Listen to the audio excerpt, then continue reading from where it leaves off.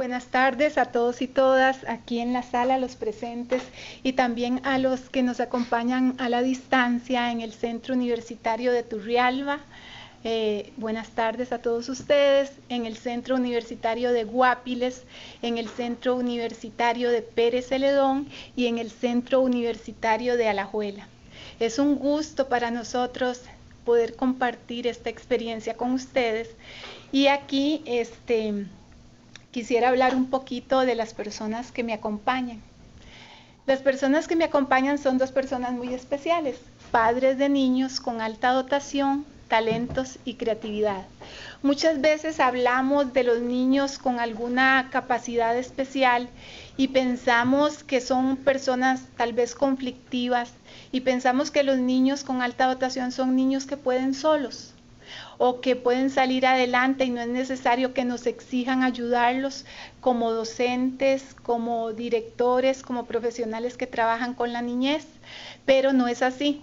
Vamos a ver en esta tarde y vamos a tener la experiencia escuchando al señor Guillermo Vargas, padre de Santiago, no como médico, que es su profesión, sino como padre de familia común y corriente, y a Noelia Aguilar, que es su madre, ella es psicóloga, pero aquí está en el rol de mamá. Todos cuando tienen un hijo con alta dotación o algún talento sobresaliente, tienen una situación especial porque el sistema no da respuesta a sus niños. Entonces comienza toda una situación de búsqueda, muchas veces de frustración al ver que el sistema no les da respuesta y ellos tienen su propia historia, su propia experiencia, igual que el niño. Para no ser un poco teóricos y hablar desde la teoría, yo quise invitarlos en esta tarde a compartir su experiencia como padres y también van a conocer a Santiago. Santiago es un niño de 7 años que tiene alta dotación y está en un aula común y corriente donde un educador lo atiende como un niño más, pero sus necesidades educativas específicas son diferentes. Vamos a escuchar a sus padres y a Santiago en esta tarde. Bueno, mucho gusto. Buenas tardes y muchas gracias por la invitación a la videoconferencia, a Cris y a todos los aquí presentes. Mi nombre es Noelia y soy la mamá de Santi Vargas, un chico con alta dotación de 7 años. Quiero contarles primeramente en esta tarde cómo ha sido Santiago desde que era un bebé, ¿verdad? Qué cosas vimos nosotros para decir y buscar ayuda, ¿verdad? Para nuestro hijo. Santiago desde que era muy pequeño era un niño bastante despierto, costaba mucho que durmiera, también era bastante inquieto, lloraba mucho, siempre que no tenía un estímulo cerca atractivo para él se molestaba bastante. Nosotros empezamos a notar que su vocabulario fue bastante avanzado. A los 5 meses él dijo su primera palabra, ya a los 7 meses él decía frases como hola, decía que teto, decía mamita, papito, de manera muy clara, y ya al año ya él decía frases completas. Antes de los 2 años, Santiago aprendió muy rápido lo que fueron los colores, las figuras geométricas, el abecedario, las vocales, ¿verdad? Él no tuvo lo que llaman, ¿verdad?, estimulación temprana, como que yo, ¿verdad?, o alguien de la familia pues se dedicara a enseñarle estas cosas, sino que él espontáneamente buscaba la manera siempre de aprender de manera muy natural, ¿verdad? Nosotros en ese momento pues percibíamos que él aprendía bastante rápido, ¿verdad? Y que era bastante observador, muy curioso. Íbamos por la calle y él veía agujeros, o él veía alcantarillas, o él veía tubos y preguntaba qué era eso, ¿verdad? Donde pasaban desapercibidos, digamos, para los adultos. Vimos que tenía diferencias a otros niños en cuanto a sus temas de interés, ¿verdad? Antes de los 2 años, de hecho al año y 2 meses, al año y 3 meses, Santiago empezó a tener una fascinación por el tema de la electricidad. Él le encantaba lo que eran las torres eléctricas, cables de alta tensión, los postes. diferentes tipos de energía. Los juegos de él eran construir máquinas, los juguetes nunca le llamaron la atención, siempre que íbamos a comprar algo, ¿verdad? Siempre lo que me pedía era comprarme un enchufe, comprarme un cable. Entonces eso a las personas les hacía gracia, a las casas que íbamos a visitar. Entonces en todo lado le regalaban tomacorrientes viejos, le regalaban, ¿verdad?, chunches, y el cuarto de Santiago era un chuncherío, ¿verdad? A los 2 años, 3 meses, él ingresa a lo que es el materno, ¿verdad? Y ahí empiezan, por decirlo así, los conflictos, donde la maestra nos decía que Santiago, ¿verdad?, solo quería tal vez hablar de electricidad, solo dibujar de electricidad, que no le diéramos tanta pelota con eso, ¿verdad? Nosotros decíamos que era algo muy natural, porque nadie de la familia, ni el papá, ni yo, ni nadie, ¿verdad?, se dedicaba a esta afición, ¿verdad? Entonces, ese fue como los problemillas, ¿verdad? Donde decían, es que si algo no le gusta, él no quiere trabajar, ¿verdad? O se distrae mucho cuando algo no es de su interés, ¿verdad? Entonces, ahí empezó nuestra lucha en la escuela, ¿verdad? Y sobre todo porque sabíamos que él tenía mucha capacidad, él le gustaba mucho aprender.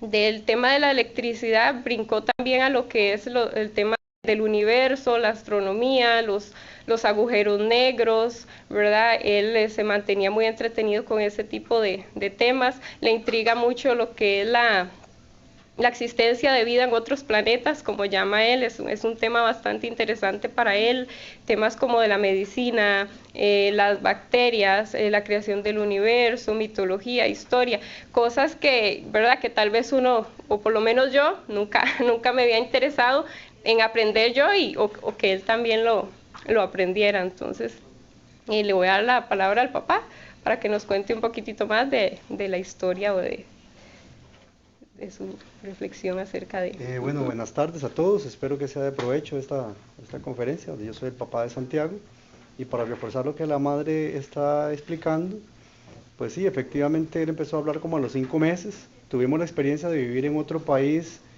cuando el niño tenía 1 año y 4 meses, y se hablaba otro idioma, y él a los 8 días se empezó a comunicar en portugués, decía por ejemplo palabras como mamá es una rapariga, mamá es una muchacha, o papá, era como un portuñol, un portugués español, papá, papá o reloj, papá el reloj, ¿verdad? Decía este tipo de expresiones. O sea, yo lo que empecé a notar al principio con mi observación es que el niño producía muchas cosas que para mí no eran como habituales o eran más bien precoces.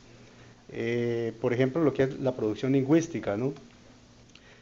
Palabras difíciles, por ejemplo, otorrinolaringólogo, las expresaba lo más bien.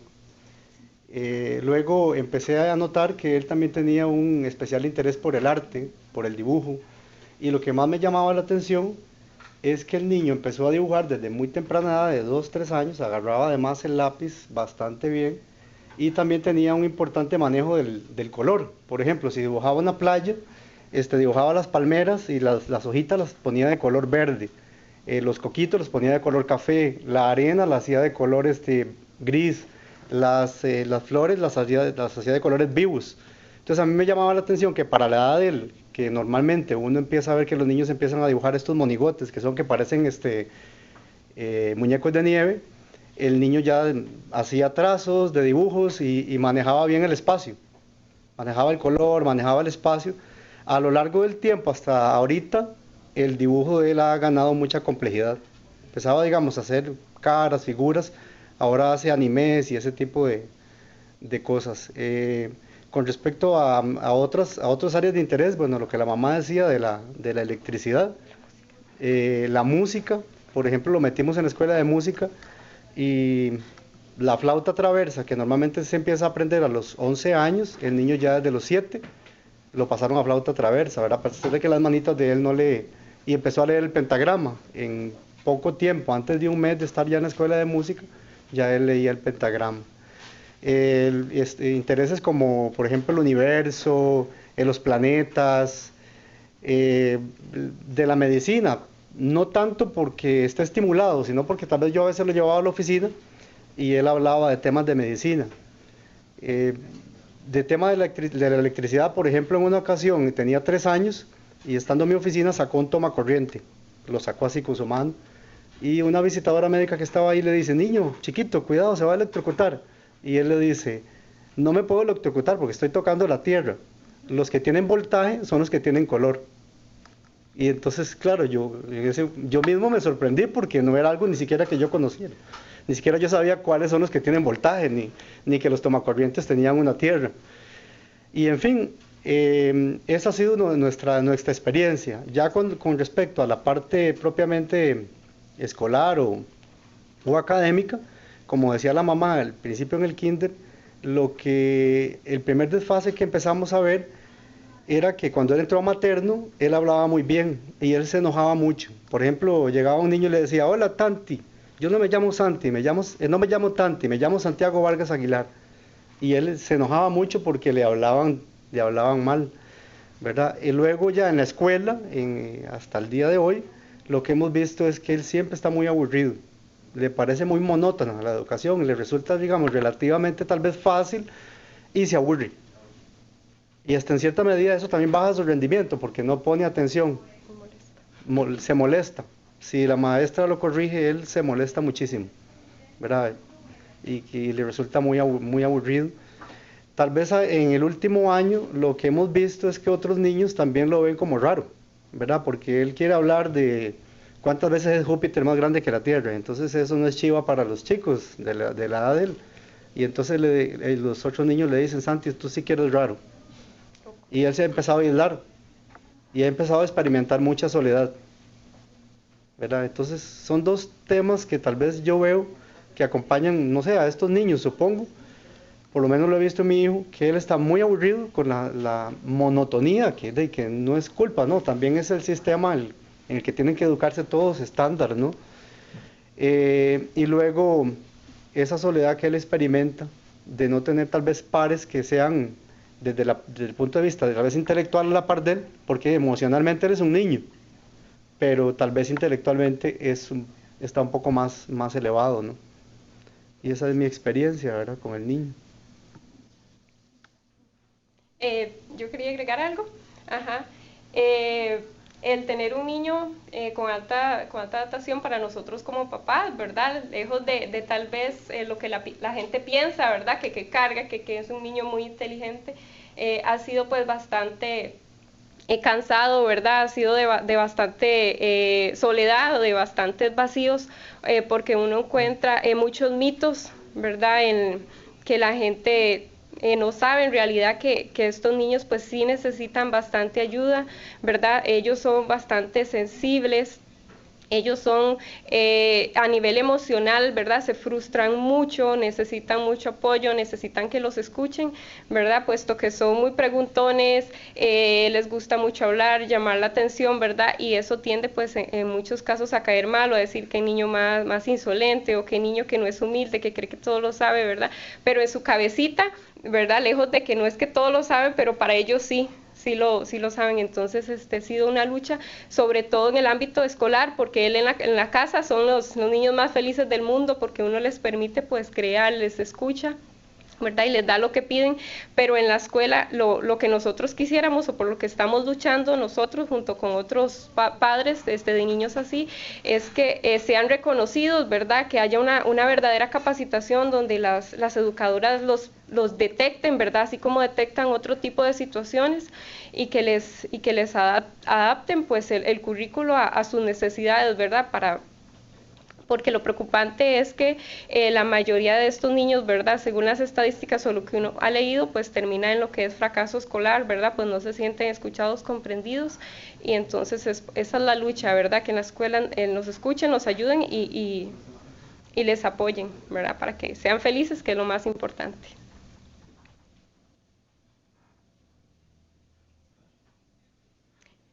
Ahora pues vamos a pasar a Santiago para que lo conozcan. Vení, Santi.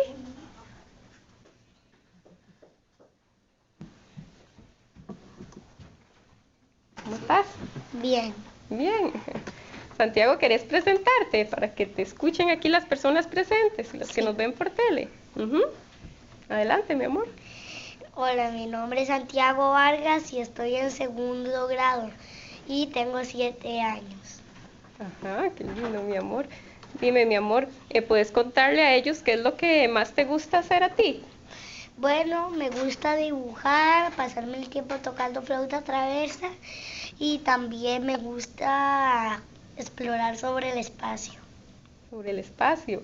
Ujú. ¿Y siempre te han gustado esas cosas? Desde que tienes memoria, ¿siempre te ha gustado esos temas? Sí. Sí. Y contanos, Santi, de dibujar, ¿qué es lo que más te gusta dibujar? Bueno, me gusta dibujar más los rostros de personas o paisajes, más que todo. Ajá. ¿Y qué sientes cuando dibujas, mi amor? Me siento feliz, siento como un tipo de emoción cuando dibujo para cuando termino el dibujo saber cómo queda o si quedó bien o mal. Ujú. Y mi amor, y contanos una cosa, ese dibujo tan lindo que está ahí, que usaste colores preciosos, ¿verdad? Sí. Ujú. ¿Y papá, le va a hacer preguntas a Santi? Sí, ese dibujo está al revés, creo, no, estoy equivocado, sí está bien. Sí, Santiago, antes te gustaba mucho la electricidad. Sí. ¿Qué nos puedes decir de la electricidad o de la energía? Bueno, yo conocía y conozco unos tipos de energías. Las que conozco más que todo por el momento son la eólica, la nuclear, la fósil, la hidroeléctrica y la eléctrica. ¿Te llama la Y la atención? mecánica. ¿Y la mecánica? ¿Y del espacio qué es lo que te gusta o qué es lo que te intriga? Bueno, del espacio me gusta saber nuevas cosas sobre si hay vida en otros planetas. También me gusta saber cómo son diferentes planetas o investigar sobre eso. ¿Y crees que puede haber vida en el universo? Aparte de- ¿Y por qué? Porque sería muy feo o muy injusto que en un planeta tan pequeño, en un universo tan grande, solo hubiera un tipo de vida. Y las bacterias también te interesan mucho, ¿verdad? Sí, y la medicina. ¿Y qué me puedes decir de las bacterias?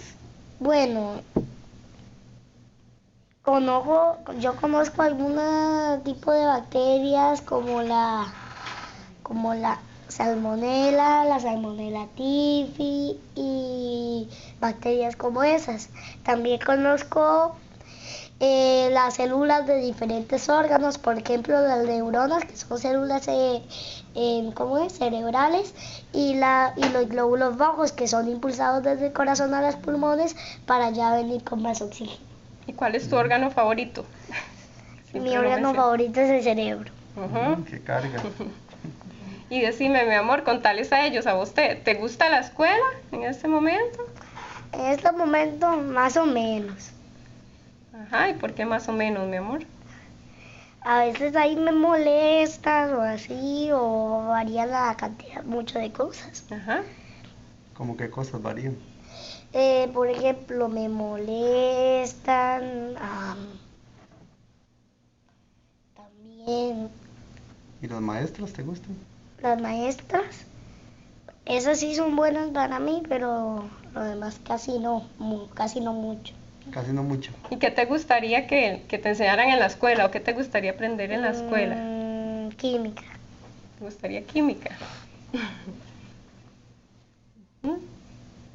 Y con respecto a lo que te gusta la música, ¿qué es lo que más te gusta de la música, de escuchar sonidos? Me gustan algunas músicas hechas por mi instrumento favorito, que es la flauta traversa, o por piano o flauta. Me gusta escucharlas. Ajá. Y al final de cuentas termino aprendiendo a tocarlas o termino haciendo el esfuerzo de tocarlas.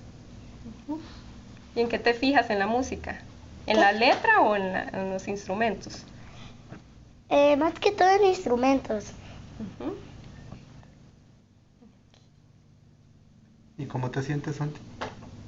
¿Cómo te Hoy sientes? me siento muy emocionado por estar aquí, muy bien por estar aquí, porque vamos a ir a un nuevo lugar. Qué bien. ¿Y sabes por qué te trajeron acá? ¿Por qué te invitaron? Para saber la inteligencia que yo tengo. O no sé para qué. De nuevo estoy yo aquí con todos ustedes. Bueno, no vamos a poder enfocar el nombre de esta presentación, pero para los que recibieron la invitación, estamos en esta tarde aquí primero haciendo un preámbulo y presentándole a los padres y a una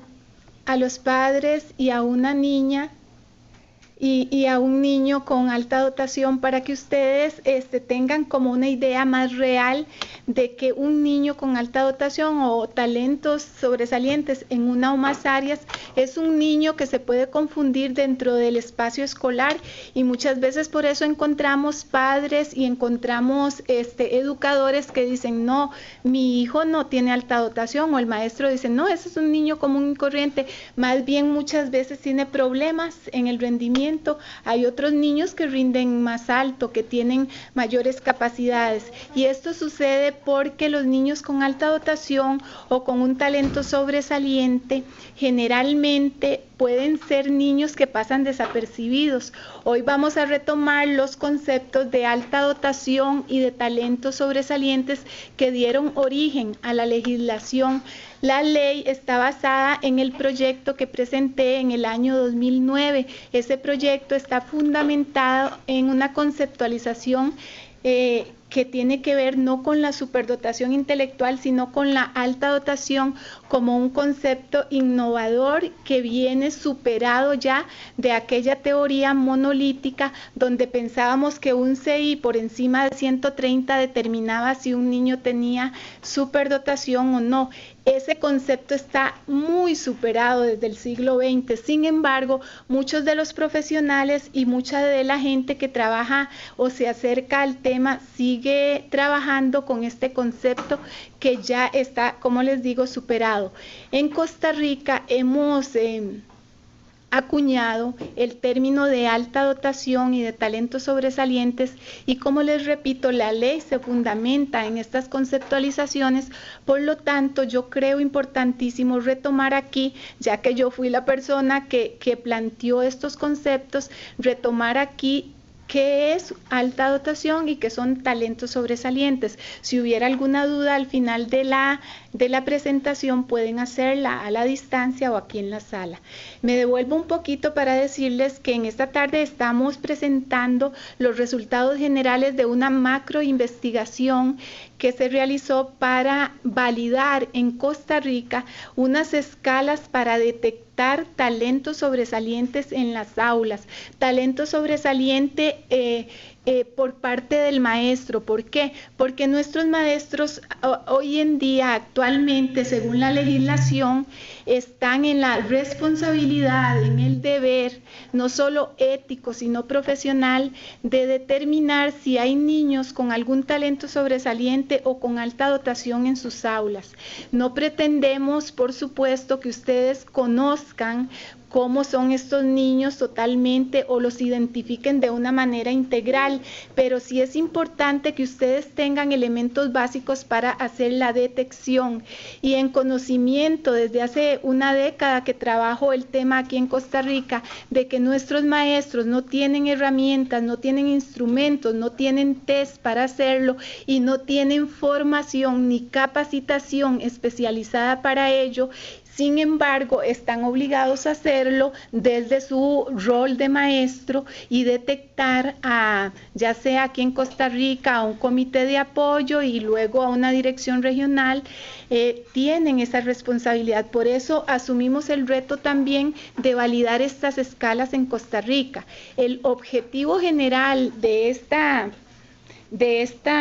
investigación es determinar la efectividad. Son efectivas, eficaces las escalas para valorar características o conductas sobresalientes en estudiantes superiores, sí o no.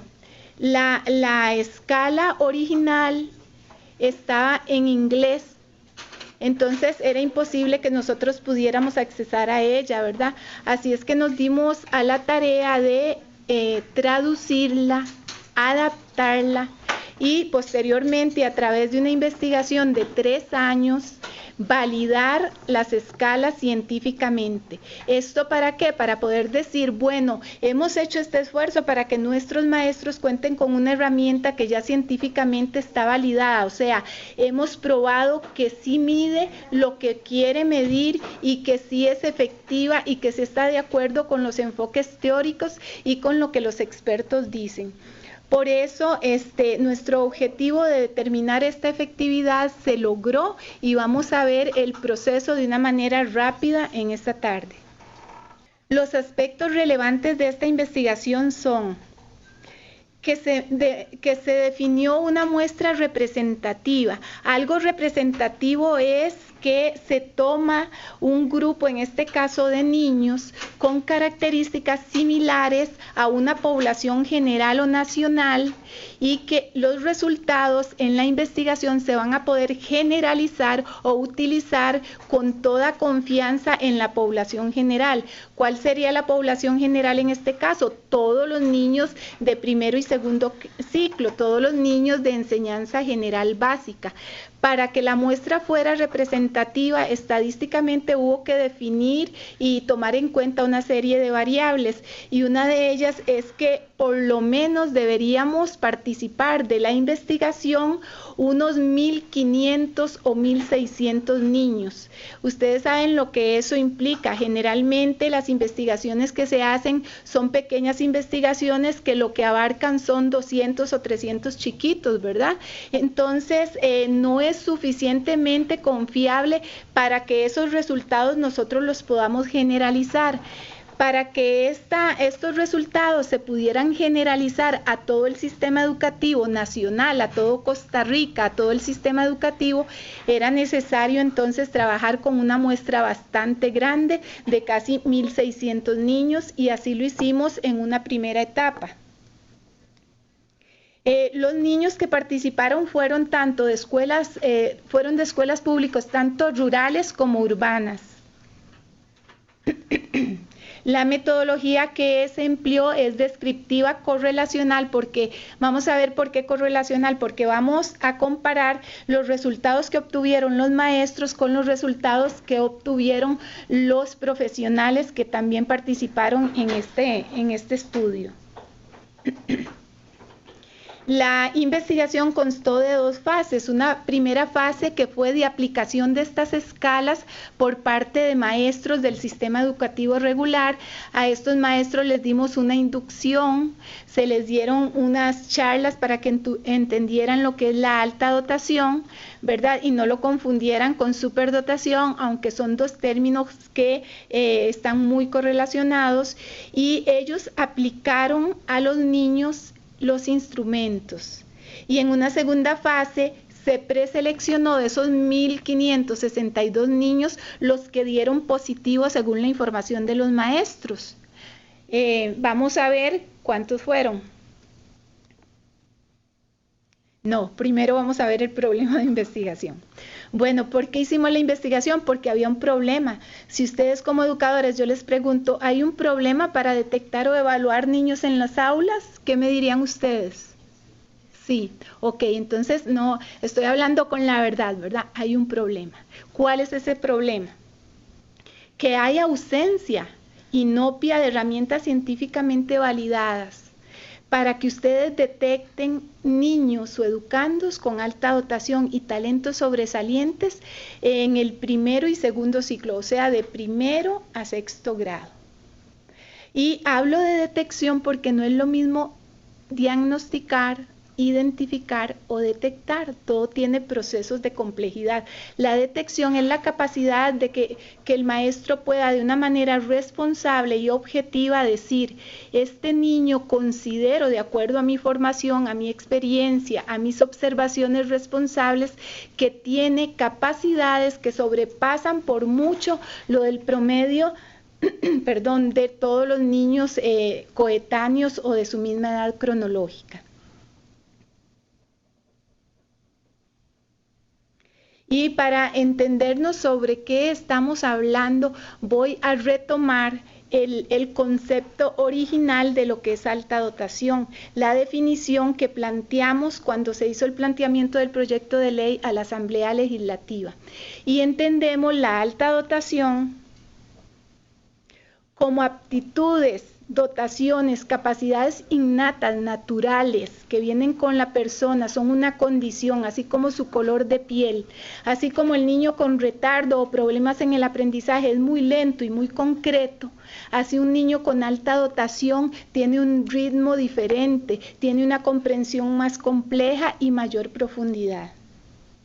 Entonces, alta dotación, actitudes innatas por encima de la media, manifestadas desde el desarrollo temprano, y cuando decimos desarrollo temprano estamos hablando que puede ser desde que el niño nace, de tal manera que los requerimientos cognitivos de la persona con esta condición superan su edad cronológica. Por consiguiente, el currículo educativo regular no va a responder a sus necesidades educativas reales.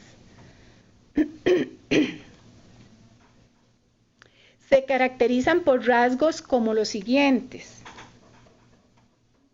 alto nivel de agudeza perceptiva. Yo puedo decir, todos los niños o la mayoría de los niños tienen una agudeza perceptiva, pero no todos ni en todas las áreas, ¿verdad? Pero ese nivel sobrepasa la edad cronológica del niño. Esa es la manera en que yo me doy cuenta que su dotación es mayor que los niños de su edad. Precocidad cognitiva. Como nos decía don Guillermo, un niño que al año y medio está comunicándose en un segundo idioma, un niño que a los 2 años sabe que el azul es positivo y el rojo es negativo, o no sé muy bien, y cuál es tierra, al año y medio, que se preocupe por un enchufe y que sepa con claridad cuál es la función del enchufe, no está de acuerdo con su edad cronológica. Ahí hay una precocidad cognitiva. Entonces podemos ver aquí que es importante que el maestro, cada descriptor que decimos con respecto a la definición, lo tengan claro, ¿verdad? Sed por aprender. No sed por aprender sobre un tema o una cosa, sed por aprender cualquier cosa. Ellos siempre quieren aprender, en la escuela, fuera de la escuela, en vacaciones, con el tío, con los compañeros, solo o acompañado, siempre tiene sed de aprender. Ritmos y niveles de aprendizaje por encima de la media. ¿Qué significa eso? Que su ritmo es muchísimo más rápido y que sus niveles son mucho más altos. Entonces, si entendemos estos descriptores, claramente ya vamos perfilando cuando un niño tiene alta dotación o no. Yo podría haberme quedado y tuve la intención de quedarme con Santiago un ratito haciéndole algunas preguntas que nos hubieran dado elementos para entender que él tiene alta dotación, ¿verdad? Por ejemplo, cuando él me dice, yo quiero aprender química, ¿y qué más te gustaría? Electrónica, porque ahí hay aspectos y conceptos que yo necesito porque yo quiero entender más el espacio, y si no sé electrónica y no sé matemática y física, no voy a poder. Con 7 años, la verdad no es lo que se espera, ¿verdad? Ni se espera que un niño esté queriendo esas materias en esa edad. Entonces ahí ya vamos perfilando como educador cuáles son las conductas de este tipo de niños. Una actitud indagadora ante todo lo nuevo. Vea que no digo ante lo que me interesa. Ante todo lo que es nuevo, yo necesito investigar, buscar, indagar. Nunca me conformo. Quiero más. Que eso es uno de los elementos que se relaciona con la alta inteligencia, ¿verdad? La persona que siempre se destaca, que siempre quiere más, que siempre trata de hacer lo que el otro no hizo. Alta capacidad de abstracción y analítica en relación con la edad cronológica. Es importante aquí que ustedes como educadores sepan qué es alta capacidad de abstracción. Aquello que es lo abstracto, ¿verdad? Aquello que no se ve, que no es concreto, que está en la mente. Así como un niño, y yo siempre hago la correlación, un niño con un retardo necesita ser muy concreto para aprender cuánto es 6, tengo que darle 6 bolitas y tengo que hacerle dibujitos, porque él es concreto. Perdón. Pero un niño con alta dotación a los 2 años o a los 3 entiende el concepto de 6. Ni pasó por la etapa de lo concreto y ya de una manera precoz, muchos años antes de lo que se esperaría, ya él tiene los conceptos de cantidades y puede hasta resolver operaciones básicas. Antes, mucho antes de entrar al sistema educativo.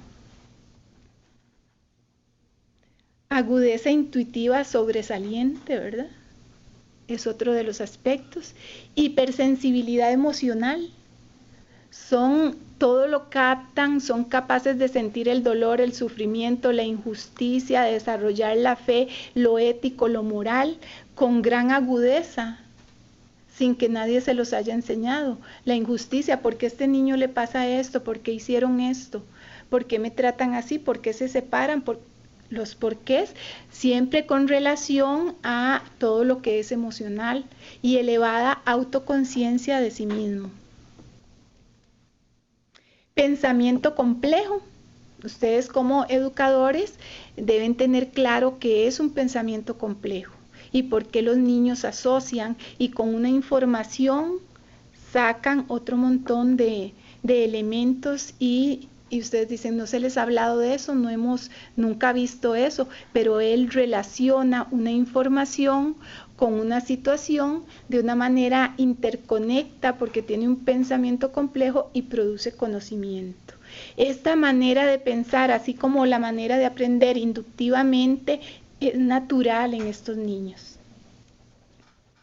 Creatividad. Creatividad que es manifestada en ideas o producciones innovadoras.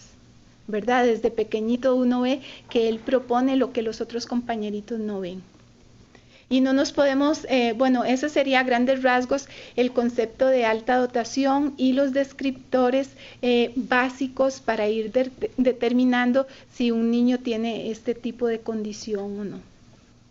Un talento sobresaliente, lo defino como altas habilidades o maestría manifestadas mediante productos, acciones o disciplinas específicas, resultado de un proceso educativo formal o del autoaprendizaje.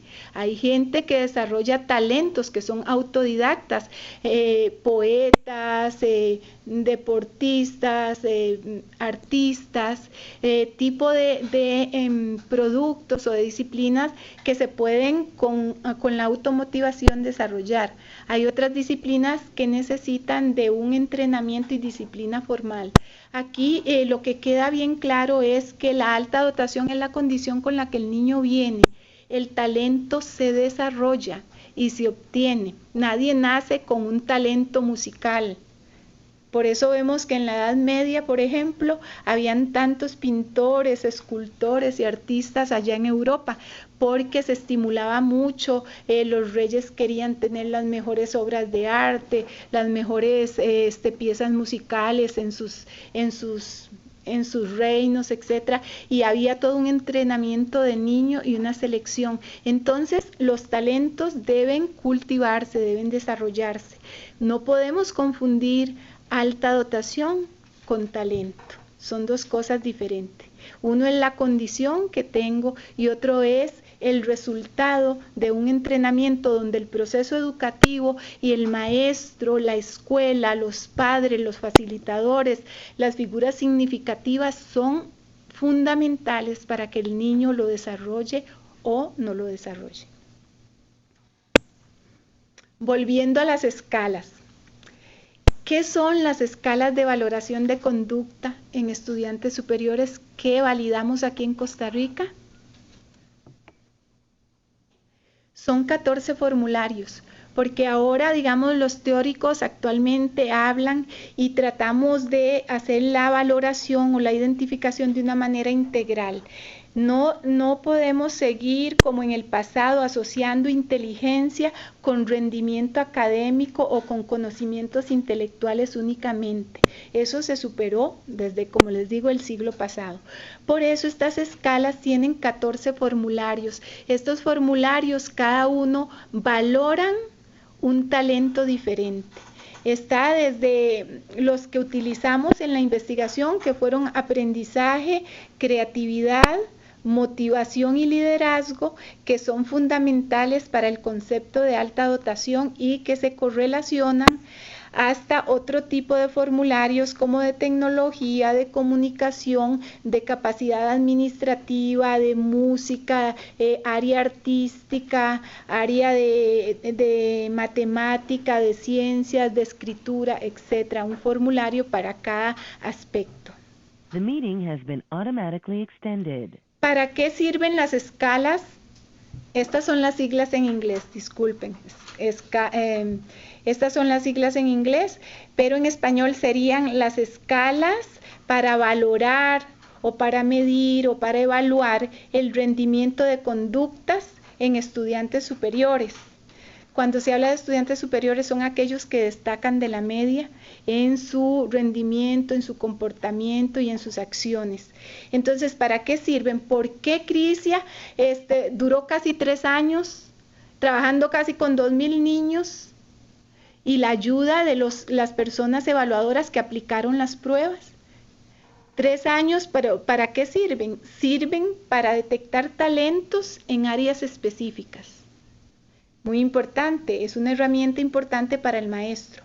Es que yo creo que este niño tiene talento, pero en el área literaria. Bueno, busquemos cuál formulario me podría dar elementos o información sobre eso. Entonces, para detectar talentos específicos en diferentes áreas, también sirve para que el profesor compruebe fortalezas en los niños y pueda hacer reportes, informes, portafolios, etc.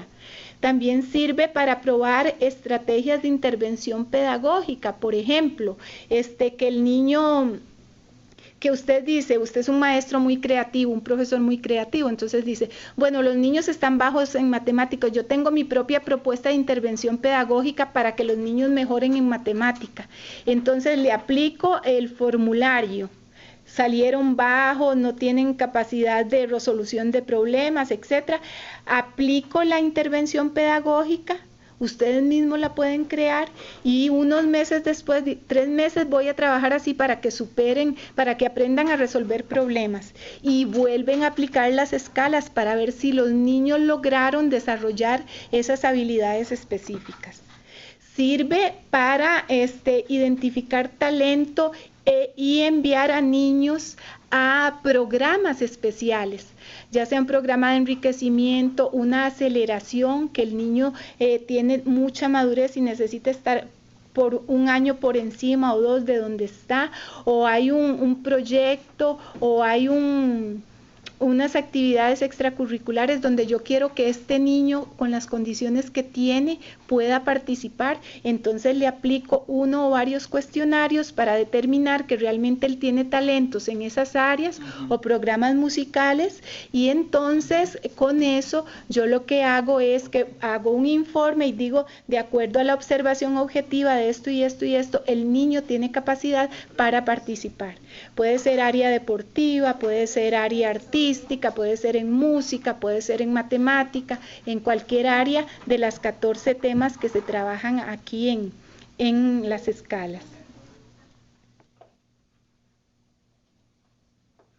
Y ustedes dirán, pero ¿cuáles son esas escalas? Crisia habla y no sabemos de qué está hablando.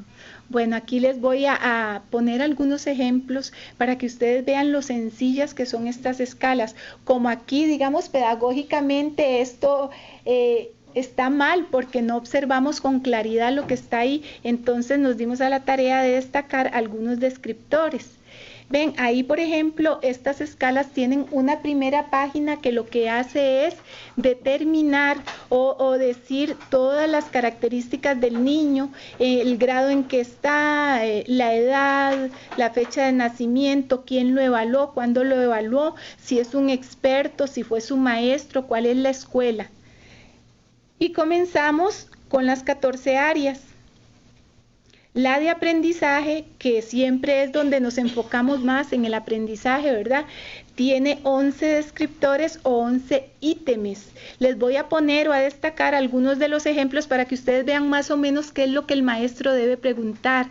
Yo sugiero que cuando usen estas escalas, primero deben recibir una inducción, porque aunque son sencillas, ustedes tienen que saber hacer las sumatorias y entender esos ítems o descriptores, qué es lo que quieren preguntar, cuál es la intención de cada una de las preguntas, ¿verdad? Entonces, por ejemplo, hay capacidad para hacer generalizaciones sobre personas, eventos o cosas. Todos los educadores deben entender lo mismo cuando leen esto. Si yo digo, tengo que ser muy honesto, si no conozco al niño, yo recomiendo que la escala se use a mediados de año o a final de año.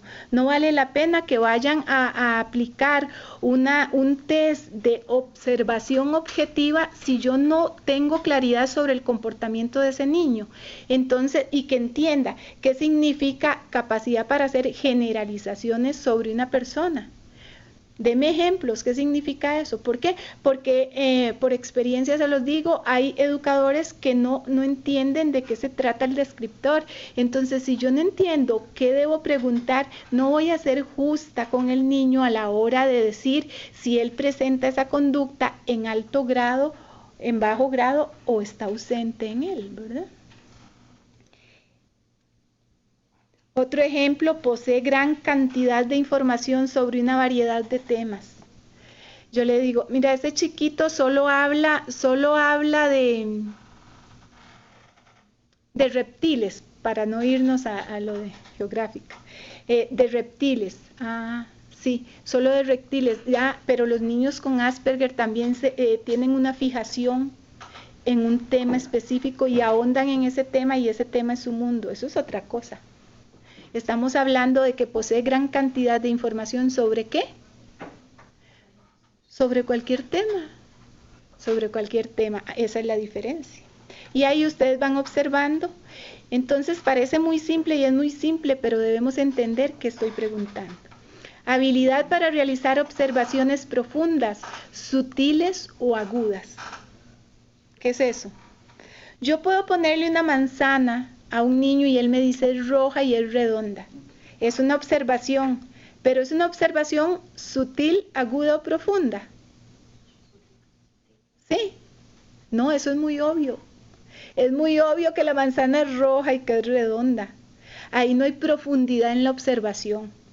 Pero si el niño me dice, los rojos, Crisia, esos rojos son diferentes. Hay 5 variedades de rojo en esa manzana. Y veo como luces y sombras en la manzana. Eso es, también es visual, es una observación, pero es más profunda, es más sutil. Entonces ven la importancia de entender y de ser justa a la hora de evaluar a un niño. Por eso yo recomiendo que reciban una inducción y entonces haciéndolo así de una manera responsable y cuidadosa y conociendo al niño, al final van a tener información que realmente es valiosa. Bueno, hay otra de las escalas que se trabajó en esta investigación es la de características de creatividad. Sé, según la experiencia que tengo ya de 30 años con educadores, que no tienen claro qué es la creatividad, ni vamos a hablar aquí de eso, pero un ejemplo podría ser habilidad de generar un gran número de ideas o soluciones a problemas o preguntas. Podemos decir, tenemos esta situación, aún en primer grado, trabajar y decirle a los chiquitos, puede estar Santiago, que está aquí, vamos a hacer una lluvia de ideas, decime 3 formas de solucionar eso.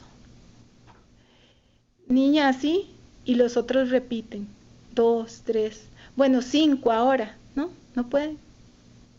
No hay creatividad de ideas, no hay nuevas formas de presentar solución a algo. Generalmente vamos siendo condicionados, pero el niño con creatividad siempre dice, ve y propone aquello que ni el maestro se imaginaba.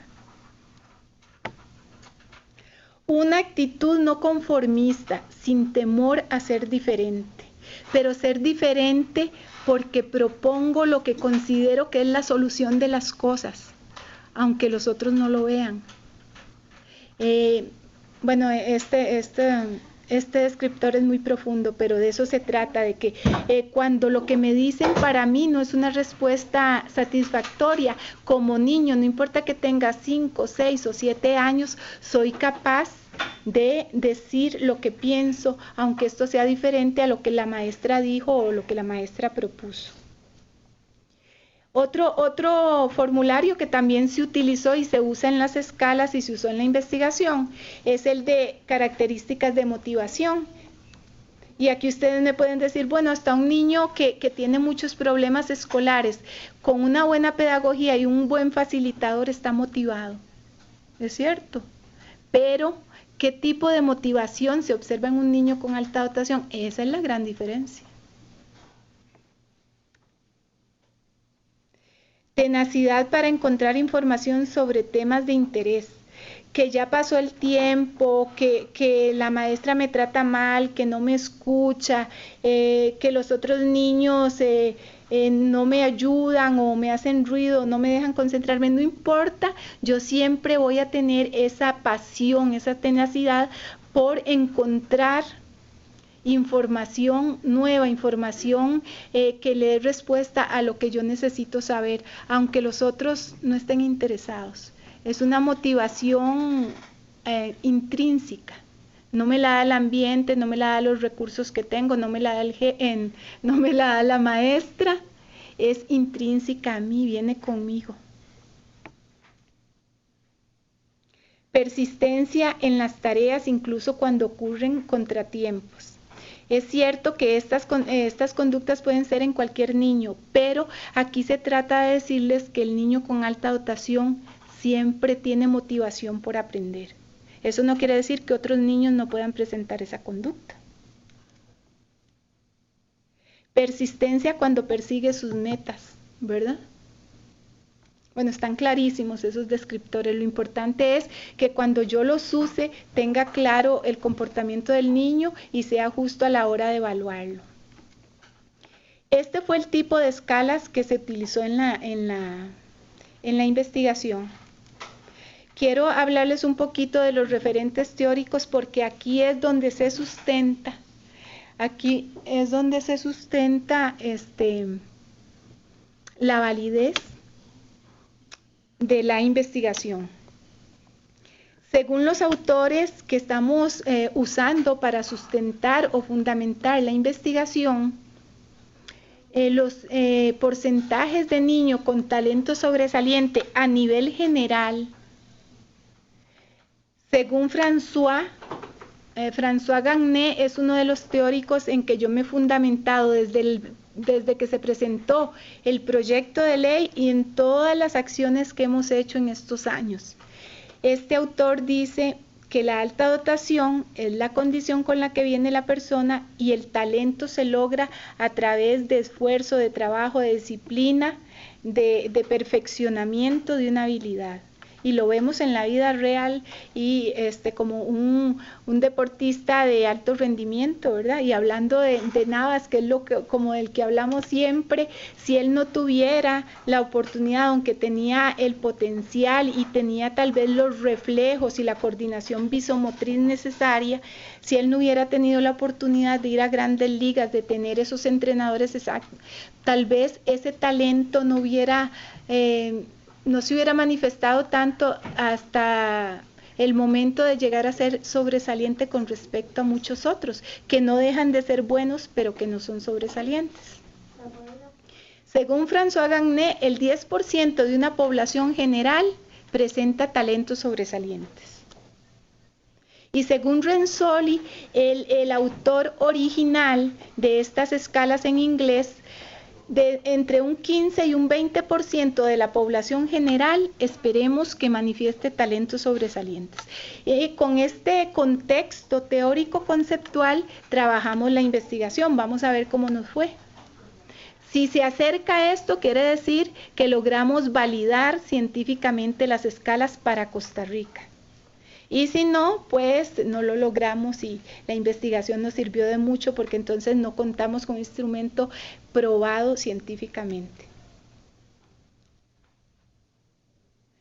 También la Organización Mundial de la Salud dice que entre un 2 y un 5% de la población tiene superdotación o alta dotación a nivel mundial. Eso es lo que encuentra uno en la literatura. Vamos a ver en la segunda fase que preseleccionamos alta dotación por dónde nos fuimos, ¿verdad? Porque ustedes como maestros tienen que saber cuánta población con alta dotación hay en Costa Rica y que hay investigaciones muy serias que se han hecho que han comprobado o han hecho a un lado estos elementos, esta información. Bueno, aquí esta es la parte de la estadística que a nadie nos gusta, solamente quiero aquí resaltar que en la primera fase de todas las escuelas que participaron, esos casi 1.600 niños, evaluados por maestros a los que se les dio inducción, les dimos inducción y apoyo para usar las escalas, en promedio se seleccionó como niños con alta dotación un 20.93%. Esto es un éxito, es casi que está dentro, por menos de 1%, está dentro del rango que los expertos dicen que debe seleccionar una prueba confiable para detectar talento. Con esto estamos diciendo algo muy importante. Lo que estamos diciendo es que contamos con una herramienta que está dentro del rango y que fue efectiva para determinar alta dotación en el sistema educativo regular de Costa Rica. Y según la Organización Mundial de la Salud, entre un 2 y un 5% de la población general tiene alta dotación. Vamos a ver en la segunda fase de selección cuánto nos dio.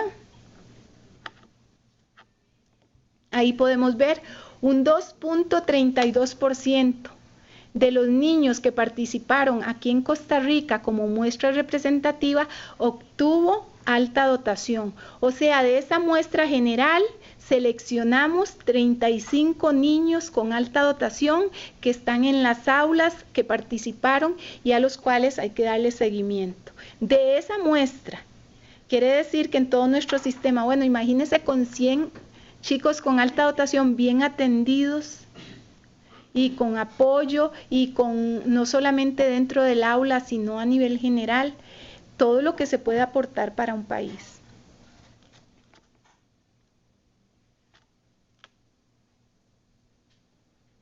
Los participantes preseleccionados esto es ilustrativo, en la primera fase, ahí los podemos ver en el gráfico.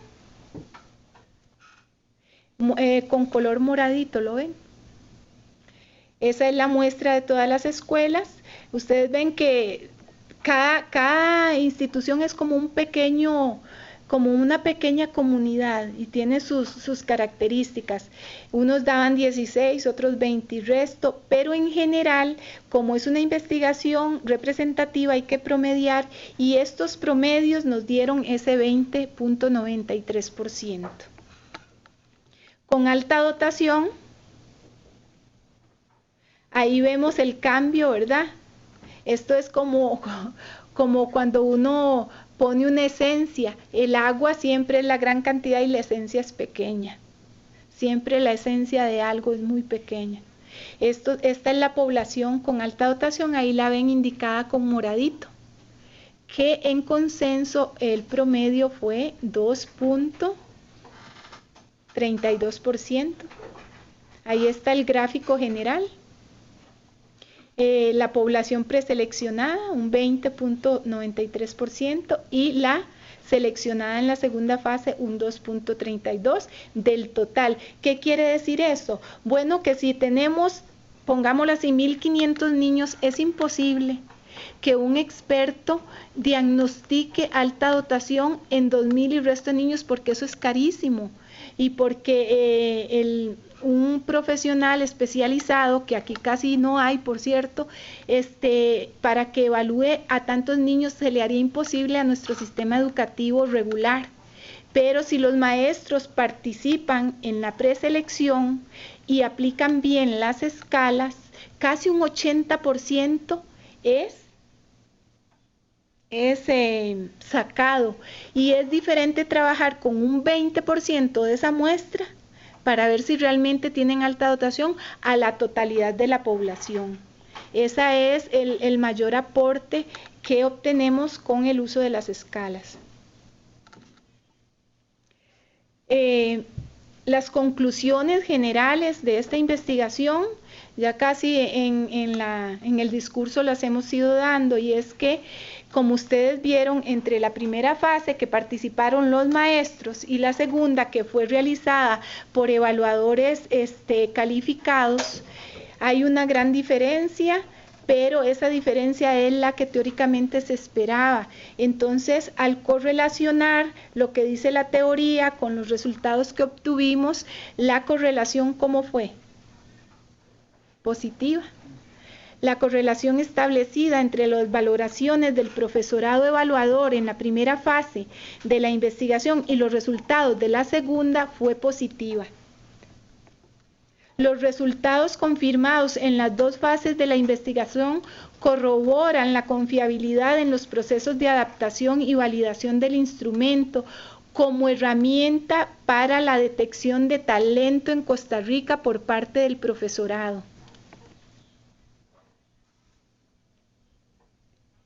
Los porcentajes de preselección obtenidos en la investigación, como les dije, el 20.93%, se aproximan muy significativamente a lo establecido por los modelos teóricos conceptuales utilizados en la investigación, que, como les dije anteriormente, fueron el modelo teórico diferenciado entre lo que es dotación y talento, eso quiere decir esas siglas, de François Gagné, un experto canadiense con 30 años de experiencia en este tema, y que presentó su teoría del modelo diferencial entre alta dotación y talentos en el año 1997, y es uno de los que está vigentes en este momento dentro de la comunidad científica que trabaja el tema de alta dotación, de talentos sobresalientes y creatividad, que es el tema que nos está convocando aquí. Y también está de acuerdo con el modelo de los 3 anillos famosos de Renzulli, que dice que hay ciertos conceptos como creatividad, alto desempeño y motivación que, conjugados en un mismo tiempo, son evidencia de un alto nivel cognitivo en una persona, en este caso en un niño.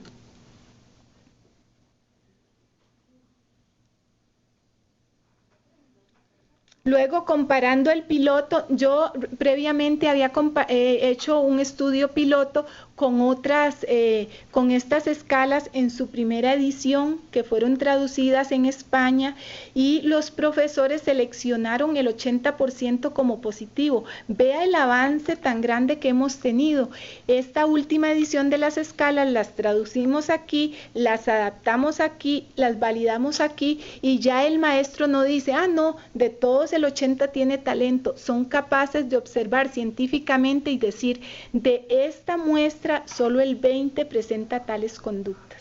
Fue un cambio radical, lo cual confirma también la validez del estudio. Y pues eso, en términos generales, era lo que les quería presentar. Muchísimas gracias por la atención.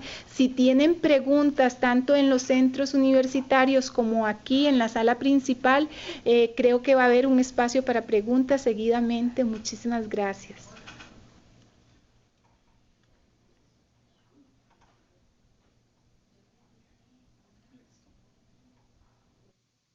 Okay. Bueno, muchísimas gracias, y ahorita en este momento vamos a hacer un pase a los diferentes centros que están conectados. sería bueno, aparte de que si tienen alguna consulta, conocer si son de alguna escuela, de algún centro educativo o si son estudiantes. Y le damos el pase a los compañeros de Pérez Celedón.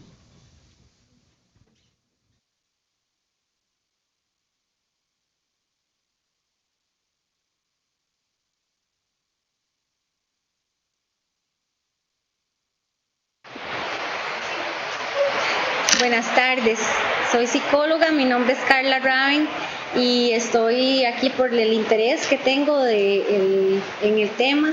Muchísimas gracias por la exposición y por todo lo que se ha aportado en esta tarde, porque realmente es enriquecedor, porque dentro del sistema costarricense los niños de alta dotación muchas veces los perdemos.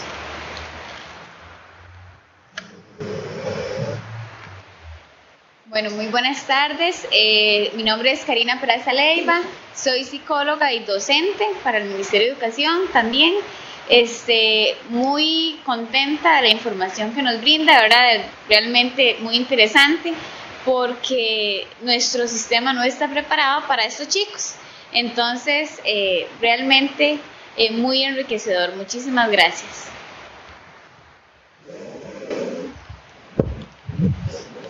Buenas tardes, mi nombre es Jessica Chavarría, yo soy administradora de empresas y docente universitaria y madre de un niño con estas características. Me pareció un tema muy interesante y provechoso y éxitos. Muchas gracias. Buenas tardes, mi nombre es Juan Ernesto Marín Barrantes. He trabajado para el Ministerio de Educación durante 30 años y actualmente laboro también en la Universidad Internacional San Isidro Labrador. Es importante cuando se tocan estos temas saber que hace algunos años, antes de que se hiciera la modificación de la organización del Ministerio de Educación Pública, directamente en la parte de educación especial se trabajaba con niños talentosos, pero eso ha quedado en el olvido, pienso que para el Ministerio de Educación Pública, porque se ha dado a la tarea de trabajar con todos esos niños que necesitan o que tienen ciertas características para ayudarles a adquirir sus conocimientos para que se puedan defender en la vida. Sin embargo, qué importante sería que el Ministerio de Educación Pública comience a tomar otra vez este tipo de iniciativas y ver estos niños que llegan a los centros educativos y que son apagados me refiero intelectualmente, porque no hay nadie que les pueda dar el apoyo que se merece. Sería importante que esto llegue hasta oficinas centrales del Ministerio de Educación Pública para que el día de mañana se pueda hacer algo realmente por ellos. Y felicidades a usted, doctora, por esta gran exposición.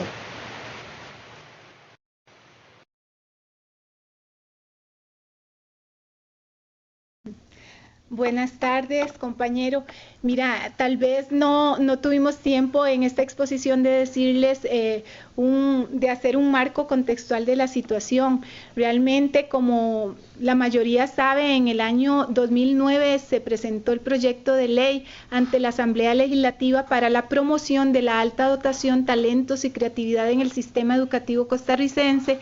En el año 2010 fue aprobada la ley 8899 para la promoción de la alta dotación, talentos y creatividad, y en el año 2015, a raíz de que unos padres ya desesperados pusieron un recurso ante la Sala Constitucional, porque aunque ya contábamos con una ley que les daba respaldo y que legalizaba sus derechos educativos, el sistema no estaba dando respuesta. Y por supuesto, al haber una ley, tenía todo un respaldo jurídico, e inmediatamente la Sala Constitucional resolvió a su favor, obligando al Ministerio de Educación en un tiempo muy expedito a reglamentar esa ley, y a partir del año 2015 ya contamos con el reglamento o con la ley reglamentada, que dice en su artículo primero que es de acatamiento obligatorio para el sistema educativo costarricense dar respuesta a todo niño con alta dotación, detectando el problema, identificándolo y ofreciéndole una respuesta educativa educativo de acuerdo a sus necesidades educativas específicas. O sea que a partir de la legislación ya los derechos de estos niños, al igual que los derechos de los niños con discapacidad, son de obligatorio acatamiento. Cualquier padre que sienta que su hijo no está siendo respetado, atendido de acuerdo a sus necesidades, puede pedir o exigir que sea hecho de esa manera. Y por eso ya la UNED desde hace 10 años ha venido trabajando no solamente en la propuesta del proyecto, sino en el Congreso Nacional de Superdotación, en producción de información, de textos. Ya tenemos, tengo 2 textos. También en la elaboración de asesorías, en la participación en congresos, y ya vamos por la 6ª investigación. Esta es la última y la número 6, donde el objetivo es ofrecer un instrumento para que el maestro pueda de una manera más formal, más profesional, hacer su trabajo en el aula. Ustedes vieron al principio a Santiago, que está aquí con nosotros, pues perfectamente la maestra puede ir y con esas escalas y con mucha responsabilidad comenzar a observar objetivamente a Santiago y ver si en él hay o no hay talentos sobresalientes, y esa información mediante un reporte o un informe pasarla a la instancia correspondiente para que se siga el proceso. O sea, esos derechos que antes fueron esfuerzos aislados, ahora son una realidad, y por eso estamos trabajando en ese campo. Ahora le damos el pase a los compañeros que están desde el Centro Universitario de Turrialba. Muy buenas tardes. Doña Cristian, un gusto saludarla. Mi nombre es Abelardo Oviedo. Hemos estado ahí en contacto por medio del correo institucional, y usted sabe que aquí pues seguimos esperando su presencia en nuestra región. Pues el trabajo que usted ha desarrollado desde hace muchos años creemos de que es de gran valor para la educación en Costa Rica. Entonces aquí seguimos esperándola este año o el otro cuando pueda. Es fundamental este trabajo que usted nos presenta hoy. Bueno, también saludos a Santiago, al chico que está por ahí, a Santiago Vargas, a sus padres, que también felicitarlos por el trabajo que han hecho, el esfuerzo y el gran reto, ¿verdad?, que tienen con su hijo. Estas escalas, estos 14 formularios, nosotros trabajamos acá ya en la Dirección Regional de Turrialba en este proceso que usted está mencionando. Estamos en la etapa de divulgación de la ley, del reglamento para la atención a los estudiantes. Estas escalas, tal vez ya usted tiene contacto con la Comisión Nacional de Alta Dotación para hacerlas llegar, o cómo será ir a hacer el proceso. Pues los docentes ya comenzamos el proceso de divulgación, estamos en capacitación, en charlas, en dar a conocer este tema, pero los docentes dicen, bueno, sí, pero yo no tengo la formación, no tengo la capacitación, tengo muchas dudas. Tal vez estos formularios les puedan ayudar un poco también a aclarar y poder más adelante identificar, que es un tema también que hemos hablado. ¿Quién hace esa identificación? Sabemos que según el modelo de Renzulli, pues hay varios involucrados, ¿verdad? La familia, la escuela, el estudiante. Entonces, todavía en esta etapa hay muchas dudas, ¿verdad? Muchas preguntas. ¿Tienen algún costo estas escalas o serán dadas próximamente al Ministerio de Educación? También el reto para la Comisión Nacional de Alta Dotación del Ministerio de Educación es hacer ese enlace con las universidades. Ahorita estamos acá en la UNED, a ver si hay también esos enlaces con las universidades públicas y privadas, hablando de la formación profesional de los docentes, que en los programas de estudio también de las carreras se ha tocado el tema de alta dotación, para que cuando lleguen ya a laborar pues conozcan, ¿verdad?, y llevar pasos adelantados. Esas serían las consultas. Que eran comentarios. Abelardo, mucho gusto. Efectivamente nos conocemos solamente a través de notas. Efectivamente, pensando en eso, yo invité a través de la viceministra de Educación a que el MEP colaborara en esta investigación, y en la aplicación de los instrumentos colaboraron educadores y psicólogos del MEP, igual que psicólogos también de la UNED, en la aplicación de los cuestionarios durante el año 2015 y 2016. Doña Alicia espera que próximamente yo le comparta un informe de los resultados de la investigación, y con mucho gusto lo voy a hacer y le voy a dar también las sugerencias al respecto. Esperemos que sean de valor y de utilidad para ellos. Con mucho gusto estamos para servir. Ajá. ¿Cuál fue la otra? Perdón, no. Eso, ¿me escucha? Ahí.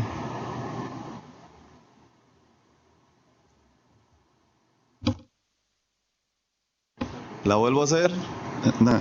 Es si ya han hecho ese contacto, así como ahorita que estamos acá en la UNED, aunque bueno, aquí en la sala vemos poquitos, pero con las otras universidades públicas y las privadas en la formación profesional de estos, en este tema de las carreras, ¿verdad? Y no solamente hablando de educación, sino la parte de psicología y en otras áreas que todos llegan a trabajar con estudiantes desde preescolar incluso, ¿verdad? Ya se da el tema fuertemente. Sí, efectivamente, yo creo que en ese caso... Efectivamente, yo creo que en el caso que usted apunta, Abelardo, le tocaría al Ministerio de Educación hacer el acercamiento. Nosotros nos acercamos a través de esta investigación al viceministerio, y doña Alicia conoce de la trayectoria que en este caso la UNED tiene en el tema. Sé que el Instituto Gámez está haciendo esfuerzos por capacitar al personal. Sí es importante que haya gente experta, que se forme, que se mande al extranjero, que se titule gente como especialista, porque es un tema bastante delicado que se puede prestar a confusión, pero ya hay esfuerzos puntuales a través de la comisión, y yo creo que a través de convenios esto se podría lograr. Las escalas ya adaptadas y validadas pertenecen, por supuesto, como una investigación de la Vicerrectoría de Investigación, pertenecen a la UNED, pero a través de un convenio se podrían facilitar al Ministerio de Educación. Hacemos ahora el pase con los compañeros de Guapiles. Buenas tardes. Mi nombre es Carlos Retana y soy académico, asesor regional en la dirección regional. Y mi consulta son dos. Una es, ¿quién podría aplicar esta batería de test? ¿Quién está facultado legalmente para hacerlo? ¿Un educador, un psicólogo o un psicopedagogo que ni siquiera tiene colegio? Y la otra pregunta es si esta batería de test está a la venta y dónde podría conseguirse. Buenas tardes, mi nombre es José Luis Corrales, yo soy el director del Centro Educativo Green Valley, una institución privada acá en la zona, y he estado muy interesado desde el 2009, cuando empezó usted a hacer la promulgación de alta dotación, entendiéndose que alta dotación no son superdotados, ¿verdad? He estado dando seguimiento, he podido estar en varias charlas con su persona y es un honor estar aquí compartiendo. Mi pregunta es, y sigue siendo constante, cuando hablamos de alta dotación, esta alta dotación, cuando hablamos del aprendizaje, el aprendizaje en estos niños se habla que es inductivo, pero yo creo que es más deductivo, porque el ejemplo que tenemos con el niño que está ahí presente dice que quedaron sorprendidos en el ejemplo del tomacorriente. Yo creo que este niño lo hizo en una forma muy empíricamente, tuvo el conocimiento. También me nace interrogante sobre la preestimulación que existe por medio del conocimiento previo de los padres. Entonces siempre sigue como generándose esas preguntas constantes sobre lo de la inteligencia humana, ¿verdad? Si esta es genética o realmente es aprendida. Y bueno, agradecerles por estar aquí en esta tarde y poder compartir el conocimiento que usted ha desarrollado durante todos estos años de estudio. Y también la invitamos a estar aquí en la zona y poder compartir con usted todo este gama que tenemos. Muchas gracias.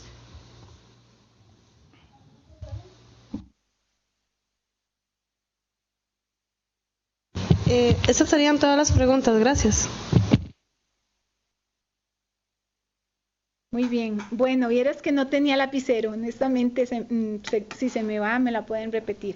Primero, el compañero que preguntaba quién pasa estas escalas. Yo quiero ver si fui clara a la hora de exponer, porque reiterativamente dije el esfuerzo que hemos hecho para aportar un instrumento de uso docente. Entonces, ¿cuál ha sido mi preocupación en toda esta experiencia? En el mercado hay infinidad de pruebas, hay muchas herramientas psicométricas y se ha tradicionalmente evaluado el coeficiente intelectual a través de pruebas psicométricas y se ha asociado, como les dije al principio, del modelo monolítico de una sola vía. Entonces, que la inteligencia se mide de esa manera. Dijimos que actualmente la comunidad científica habla de una valoración integral y si lo vemos es imposible. Yo no puedo decir que le pasé una prueba psicométrica a Santiago y que como no dio los 130, el niño es un niño igual que todos, que no pone de su parte y se aburre y es un flojo. No, él tiene muchos intereses puntualmente definidos y no se le ocurrieron ahora ni en el kinder. Según lo que yo he conversado con sus padres, desde que él era un bebé de meses, tenía conductas que los asombraban. Tal vez no se mencionaron algunos aspectos importantes ahora en la presentación, pero es así. Un niño que desde que estaba en el kinder sabe lo que quiere ser y por qué tiene que aprender de A, B, C y D para obtener C. Esas son ya formas de pensamiento complejo en un niño pequeño. Él no está siendo estimulado para eso. Retomando su pregunta, ¿quiénes las pasan? Bueno, ese es el logro, que tenemos un instrumento que puede ser pasado por el maestro de grado, de grupo. Y en esta primera fase, quien aplicó las escalas fueron maestros del MEP. ¿Dónde se obtienen? Bueno, les cuento que aún ni siquiera estoy apenas en la etapa final de lo que es la correlación de datos, que ha sido bastante compleja porque hubo que digitalizar toda la información para verificar los datos aportados y hacer una serie de ajustes por una serie de sesgos que se dieron.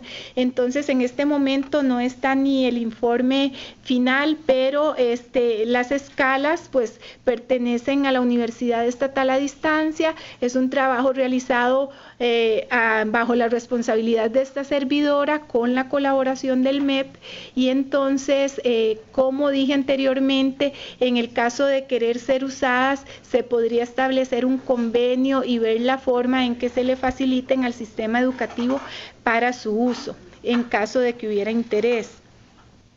Luego el compañero del Green Valley, mucho gusto también. Realmente, como dijimos, la alta dotación es una condición innata, es una dotación.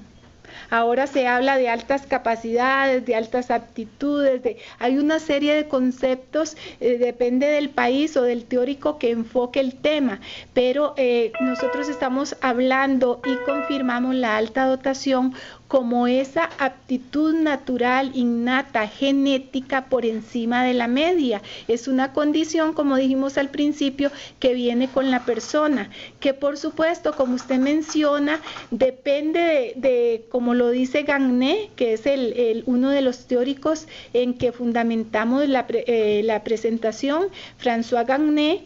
Él comenzó trabajando con niños especiales, con niños con discapacidad y luego, igual que yo, con niños con alta dotación.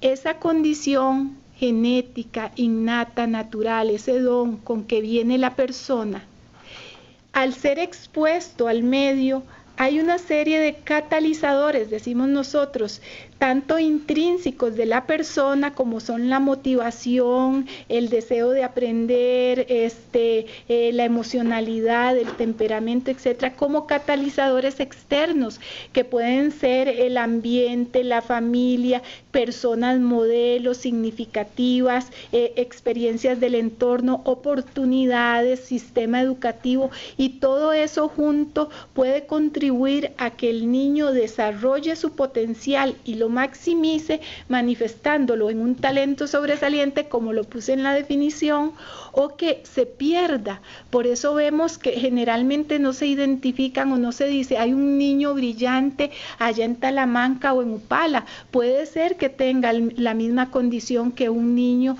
de ciudad o de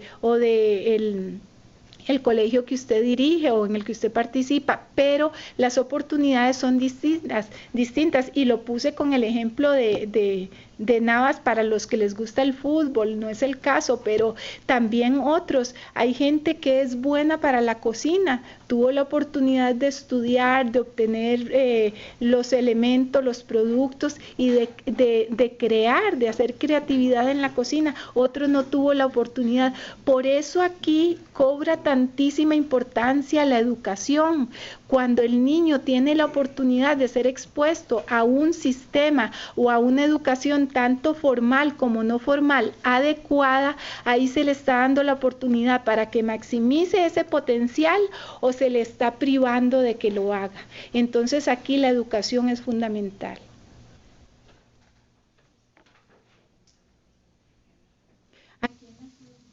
Ahorita, okay. Bueno, vamos a leer la pregunta que nos hacen vía streaming desde Alajuela la señora Lusitania, que es directora de la escuela Dr. Adolfo Jiménez de La Guardia. Ella dice que las escalas a las que hace referencia detectan talentos sobresalientes. Entiendo que la idea es que los padres de familia potencien o capaciten esos talentos, brindándoles mayores oportunidades. ¿Cuál sería el aporte del docente en el aula? Muchas gracias, Lusitania, un gusto saludarla también. Efectivamente, la idea con las escalas es detectar talentos específicos.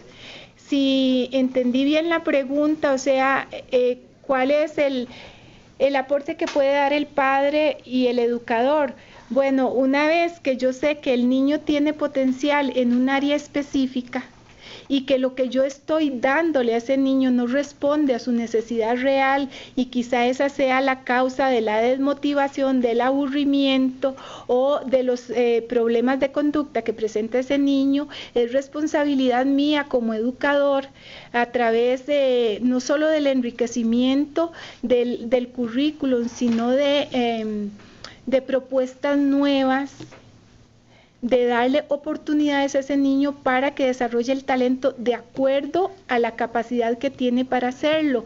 Y una vez también que esto es identificado o que se conoce, también desde la casa se le pueden dar oportunidades y experiencias al niño para que vaya fortaleciendo estos talentos. Hay niños que les gusta mucho lo mecánico y que tienen mucha habilidad para lo que son las dimensiones, los ángulos, la integración de elementos, etcétera. Entonces se le puede llevar a un curso de robótica, o en el campo se pueden asociar una serie de informaciones o de datos para que él integre y haga su propia consideración del caso. Entonces todos somos útiles, todos podemos aportar para estimular el talento del niño. No estoy segura que entendí muy bien la pregunta, pero si fue esa es mi respuesta.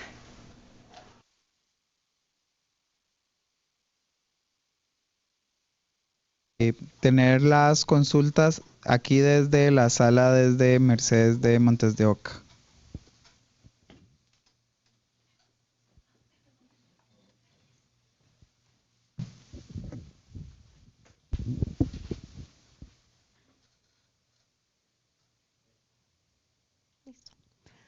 Saludos a todos, mi nombre es Mariela Villalobos Esquivel, yo soy docente de educación primer y segundo ciclo.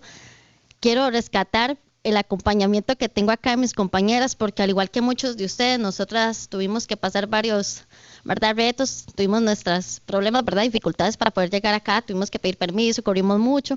Me acompaña mi compañera María Elena, ella es de la escuela José Martí, mi compañera Ana Teresa de la escuela José Ezequiel y mi directora doña Cinia Vargas de la escuela San José donde yo laboro. Nosotras somos parte de la comisión de alta dotación de la Dirección Regional de Heredia. Como comentaba un compañero allá, ¿verdad?, ya hay varias regionales trabajando en ello. Nosotros en Heredia recibimos la capacitación durante 5 días del programa de alta dotación, talentos y creatividad que está manejando el MEP. Hemos bajado la capacitación a diferentes circuitos, ¿verdad?, sea con directores o con maestros, se ha avanzado un poco.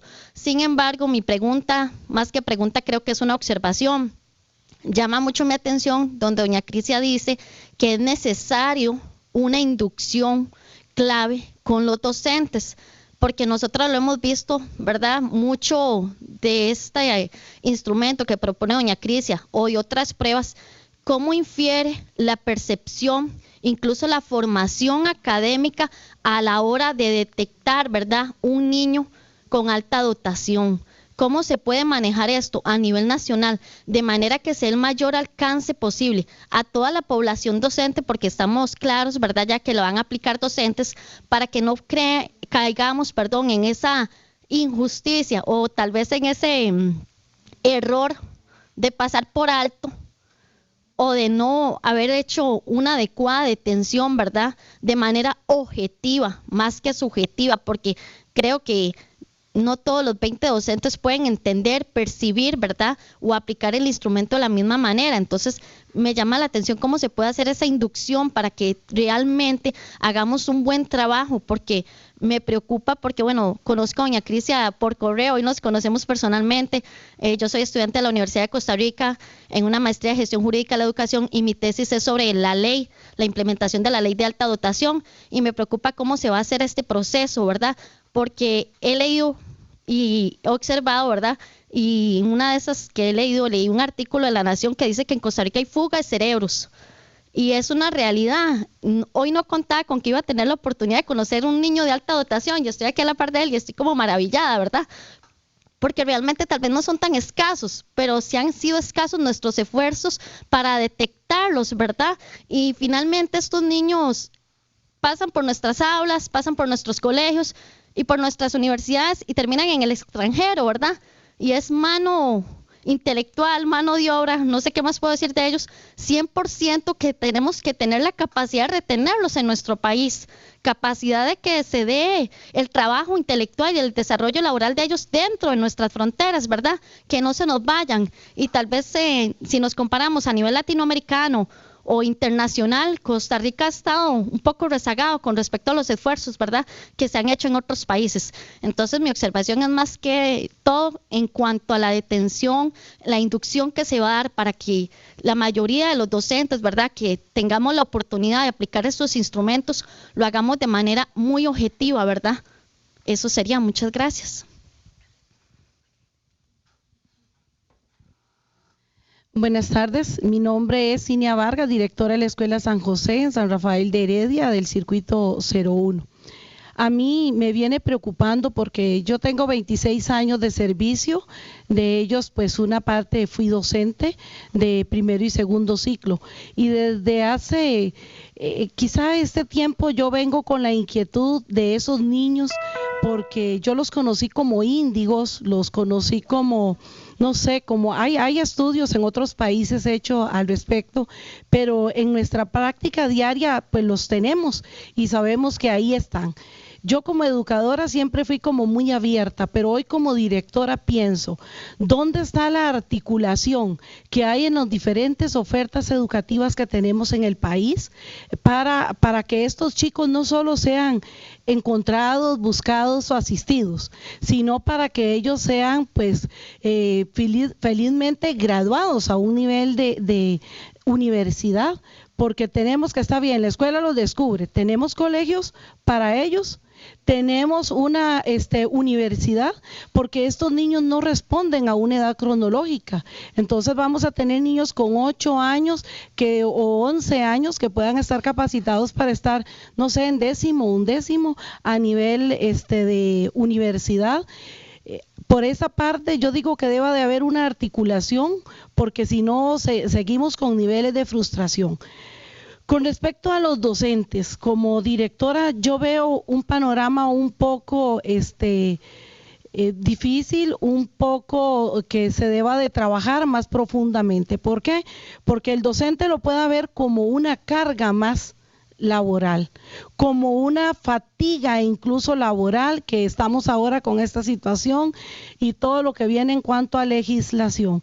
Tenemos docentes que no están preparados, no están capacitados, no están quizás socializados, sensibilizados, y entonces ellos lo van a ver como una carga académica, pero aún más allá.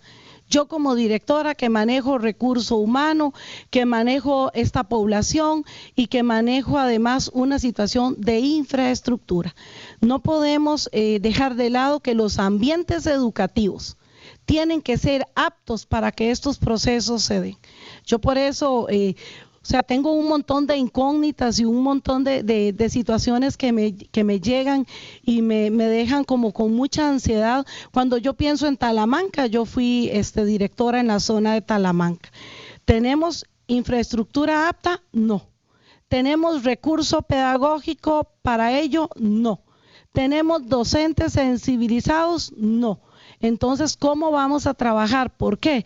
Porque me preocupa, porque como madre he vivido la situación con mi hijo cuando él me dice, ¿para qué con un 70 pasamos todos a nivel de secundaria? Lo que venga de 70 para arriba es copete, porque ¿qué gano yo con eso? ¿Cuál es mi beneficio? ¿Para qué? Si yo puedo, simple y sencillamente calculo que con los exámenes paso, ¿y para qué los extraclases? Y eso no tiene ninguna importancia y puedo jugar más. Entonces tenemos una competencia con recursos tecnológicos, con situaciones, ¿verdad? La tecnología va muy adelante, tenemos un sobreestímulo para acá y creo que esto va asociado a los sobreestímulos en los chicos. Tenemos niños y papás que sí pueden dar esa estimulación, sí pueden generar, porque se caracterizan por ser niños que rápido se aburren, son niños que quieren rapidito cambiar porque eso ya lo conocieron, rápidamente lo conocen y rápidamente lo desechan porque ya su interés va más allá. Entonces, son como muchas incógnitas, muchas cosas. Tenemos una oferta educativa, tenemos ambientes educativos, infraestructura educativa y cuidado con la situación de la carga y el estrés que esto pueda generar a docentes no socializados al nivel que se deba de hacer para poder arrancar y de veras que sea exitoso y no un aterro de abortos educativos que se generen a nivel de escuelas y mayor frustración a nivel de chicos con estas condiciones. Muchas gracias.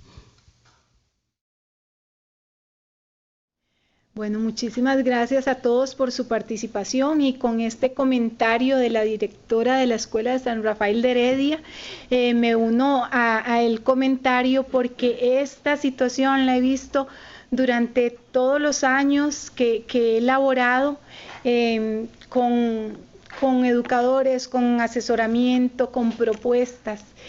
Cuando empezamos este trabajo con la colaboración y el soporte de don Rodrigo Arias, que fue un rector que apoyó mi iniciativa y que la acuerpó también, nunca voy a olvidar eso. En el año 2006 todo era negativo.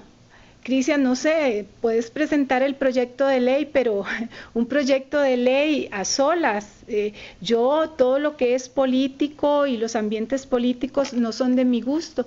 Sin embargo, cuando presentamos este proyecto de ley y hablé con cada uno de los diputados, los vi como personas responsables, deseosas de que la educación en nuestro país mejorara, de que aquellos niños que estaban siendo infelices en el sistema educativo fueran niños niños felices, porque ese es el punto. El punto no es que yo rinda y que solucione problemas impensables para un niño de su edad, o que a los 11 años esté en la universidad. Eso es, digamos, la capacidad que yo tengo que puede producirlo, pero el problema es que hay niños con alto potencial aburridos, desmotivados, esta palabra es muy fea, pero obstinados en las aulas, que comienzan a presentar problemas de conducta, que no quieren copiar porque hace 3 años saben lo que los están poniendo a copiar, que comienzan a molestar algunas veces a sus compañeros porque ya no saben qué hacer. Están castigados en una camisa de fuerza, el sistema no les da respuesta. Y tenemos que ser equitativos con todos los niños. Ellos necesitan aprender de forma diferente y con otros recursos. Este es el punto. Entonces, ahorita que tenemos la legislación y que tenemos validados esos derechos, perdón, lo que tenemos que hacer es desde lo que nos toca a cada uno, los directores, los padres, los educadores, entender la condición de los niños y no obligarlos a estar donde ellos no deben estar, unirnos, colaborar unos con otros para que el niño pueda ir avanzando, no quedarnos en la rigidez del sistema o hacer una propuesta única cuando hay muchas para atender las capacidades y el ritmo del niño. Entonces, ¿por qué no pensar en la aceleración bien entendida? Si el niño tiene la madurez para avanzar, ¿por qué lo voy a detener en un grado? ¿O por qué solo lo voy a pasar al grado siguiente pudiendo pasarlo 2 niveles? Si yo sé validar el conocimiento de ese niño, identificar cuáles son los conceptos que domina, los contenidos y cuáles no, eso es lo que me va a determinar dónde debe estar el niño. Entonces tenemos que ser más creativos a la hora de hacer propuestas y tenemos que ir un paso a la vez, porque la directora decía, es que sí, pero esa es la realidad del sistema y tenemos que aprender a lidiar con él, con niños diferentes. Ahora se habla de oportunidades para todos, se habla en las políticas educativas de calidad en la educación. Hablamos de estimular a los niños, de que la educación es muy importante. Entonces se trata de dar una educación de acuerdo a mis necesidades. No podemos ver la respuesta total desde ahora porque estamos empezando. Lo importante es ir un paso a la vez, pero ese paso darlo bien. En este momento, doña Lusitania, como directora de una escuela allá en Alajuela, la compañera como directora de una escuela allá en Heredia, y todos los demás compañeros, el director de la escuela de Guapiles, ustedes pueden desde una actitud responsable y comprometida como las que he visto ahora, hacer una diferencia en su escuela.